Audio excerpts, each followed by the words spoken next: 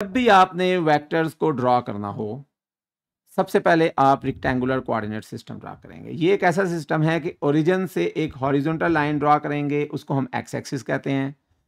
एक और ओरिजिन से वर्टिकल लाइन ड्रॉ करेंगे, इसको हम वाई एक्सिस कहते हैं। और ओरिजिन से आउट ऑफ द बोर्ड यानी कि आपकी तरफ एक लाइन ड्रॉ करें तो इसको हम जी एक्सिस कहते हैं। अब इस ओरिजिन पे, और इसको रेक्टेंगुलर कोऑर्डिनेट सिस्टम इसलिए कहते हैं कि जैसे एक रेक्टेंगल, फॉर एग्जांपल अगर मैं इधर एक रेक्टेंगल ड्रॉ करूं तो आपको ये अंदाज़ा है कि रेक्टेंगल के तमाम एंगल्स 90 डिग्री होते हैं, यानी कि ये भी 90 डिग्रीज है, ये भी 90 डिग्रीज है, ये भी 90 डिग्रीज है और ये भी 90 डिग्रीज है।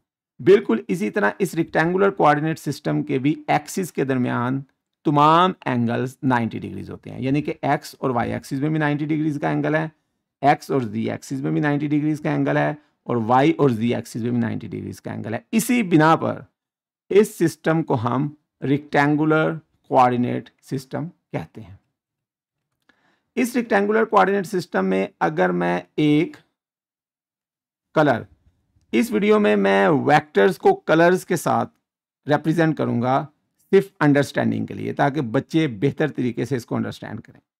अगर मैं इस कलर को हॉरिजॉन्टल पोजीशन में ओरिजिन से स्टार्ट करूं और एक कलर को मैं इस तरह प्लेस करूं तो इसको मैं 1i यानी कि यूनिट वेक्टर इन एक्स एक्सिस डिफाइन करूं।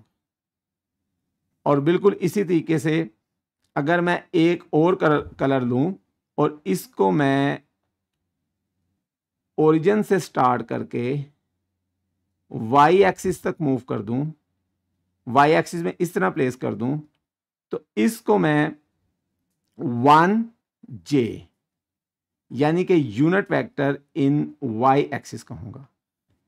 और बिल्कुल इसी तरीके से अगर मैं एक कलर को, यानी कि इस कलर को जी एक्सिस में आउट ऑफ द बोर्ड आपकी तरफ बिल्कुल इस तरह प्लेस कर दूं, तो इसको मैं कहूंगा दिस इज 1k यानी कि unit vectors in z direction.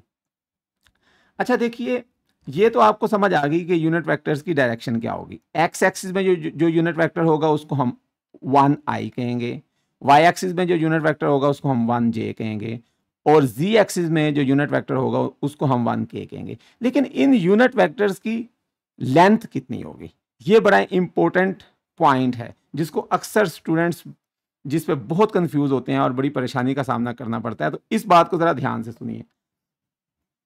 देखिए, यूनिट वेक्टर की लेंथ इस चीज पे डिपेंड करती है कि आप किस यूनिट्स को यूज कर रहे हैं, आप किन यूनिट्स को यूज कर रहे हैं। यानी कि अगर आप कैलकुलेशन मिलीमीटर्स में कर रहे हैं तो आपके यूनिट वेक्टर की लेंथ 1 मिलीमीटर होगी, यानी कि एक्स एक्सिस में 1 मिलीमीटर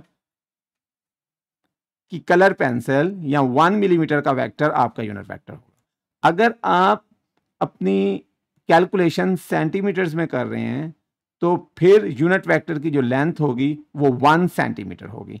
और अगर आप अपनी कैलकुलेशन न्यूमेरिकल के अंदर या अपने प्रॉब्लम के अंदर आप अपनी कैलकुलेशन मीटर्स में कर रहे हैं तो फिर आपके यूनिट वेक्टर की लेंथ 1 मीटर होगी। तो लेंथ 1 होगी लेकिन इसके यूनिट्स वही होंगे जिसमें आप अपनी प्रॉब्लम को सॉल्व कर रहे हैं। Thank you.